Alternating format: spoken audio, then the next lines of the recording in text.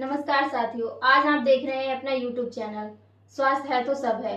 आज हमारे साथ हैं डॉक्टर भरत गंगवार और हम इनसे जानेंगे कि बरसात के मौसम में कौन कौन सी बीमारियां उत्पन्न होती हैं और उन बीमारियों से कैसे बचा जा सकता है। जी बिल्कुल आरती जी, जैसा कि आपका क्वेश्चन है कि हम बरसात के मौसम में होने वाली बीमारियों से कैसे बचे रह सकते हैं और कौन कौन सी बीमारियां हमें परेशान करती हैं, तो आइए आगे बढ़ते हैं इसके बाद के साथ। जो हमारे चैनल पर नए हैं, जो चैनल पर पहली बार देख रहे हैं, वो चैनल को सब्सक्राइब करें, लाइक करें, कमेंट करें। वैसे तो बरसात का मौसम काफ़ी अच्छा और सुहाना हो जाता है, क्योंकि बरसात का मौसम हमें काफ़ी गर्मी से राहत देता है। इसी के साथ ही बरसात का मौसम बहुत सारी बीमारियां भी लेके आता है, लेकिन अगर हम सावधानियां बरतें तो बहुत सारी बीमारियों से बचे रह सकते हैं। जैसा कि आरती जी ने अभी सवाल किया कि बरसात के मौसम में कौन कौन सी बीमारियां होती हैं, तो बरसात के मौसम को हम फ्लू के मौसम के नाम से भी जानते हैं, क्योंकि इस मौसम में बहुत सारे वायरसेस एक्टिवेट हो जाते हैं, जिनकी वजह से खांसी, जुकाम, सर्दी, बुखार के साथ ही टाइफाइड, मलेरिया, डेंगू, चिकनगुनिया और उसके साथ ही त्वचा रोग और पेट से जुड़ी समस्याएं स्टार्ट हो जाती हैं, जो कि हमारे पेट में गैस, बदहजमी जैसी समस्याएं भी इस मौसम में काफ़ी होती हैं। तो जो मौसम की वजह से बीमारियां मेनली होती हैं, वो इन्फेक्शन की वजह से ही होते हैं, क्योंकि इस मौसम में बहुत सारे वायरस बैक्टीरिया जो हैं डेवलप हो चुके होते हैं। तो हमें जानना है कि कैसे हम इस मौसम में अपने आप को स्वस्थ रख सकते हैं।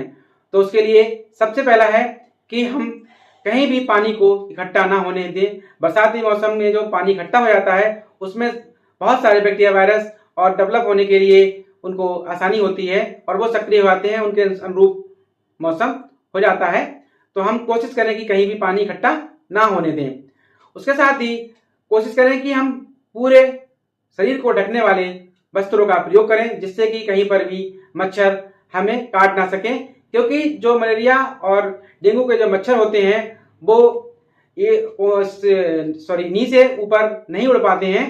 जब हम पूरे कपड़े पहनेंगे तो वो हमें काट नहीं पाएंगे और हम डेंगू और मलेरिया जैसी गंभीर बीमारियों से बच सकते हैं।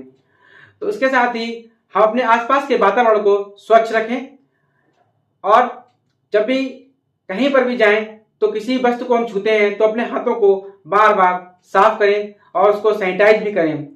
कहीं भी बिना हाथ को धुले हुए अपने हाथ को नाक, मुंह और कान, आंख पर इस्तेमाल ना करें, जिससे कि इस तरह के वायरस बैक्टीरिया हमारे अंदर प्रवेश ना कर पाएं।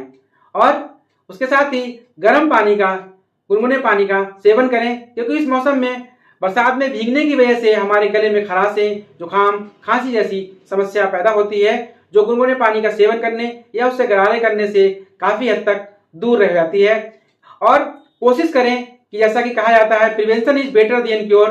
अगर हम बीमारी को होने ही ना दें तो ज़्यादा बेहतर है। तो उसके लिए हम कोशिश करें कि बरसात के मौसम में भीगने से बचें। अगर हम भीग भी गए हैं तो तुरंत पहुंचकर अपने आप को क्लीन कर लें, सुखा लें, क्योंकि अगर हम नहीं सुखाते हैं तो उसके साथ ही बहुत सारी फंगस जैसी बीमारियां, त्वचा रोग जो हैं सक्रिय हो जाते हैं। उनकी वजह से, फंगस रोग की वजह से दांत, खाज, खुजली जैसी समस्याएं भी शुरू हो जाती हैं। तो बरसात के मौसम में अमूमन इस तरह की बीमारियां होती रहती हैं। तो जैसा कि हमने अभी आपको बचाव के बारे में बताया, उनका प्रयोग करके, उस सावधानियों का प्रयोग करके हम इस मौसम में अपने आप को स्वस्थ रख सकते हैं। उसके साथ ही अगर इन सब प्रिकॉशनों के लेने के बाद भी, प्रिकॉशंस लेने के बाद भी आप नहीं सही हो रहे हैं, तो कुशल चिकित्सक से संपर्क अवश्य करें। 3 से 5 दिनों से ऊपर बुखार हो रहा है तो आपको तुरंत अपने अच्छे डॉक्टर से नजदीकी स्वास्थ्य केंद्र पर संपर्क अवश्य करना चाहिए। खुद के डॉक्टर ना बने, खुद अपना इलाज ना करें और कुशल डॉक्टर के देखरेख में ही अपना इलाज कराएं। धन्यवाद।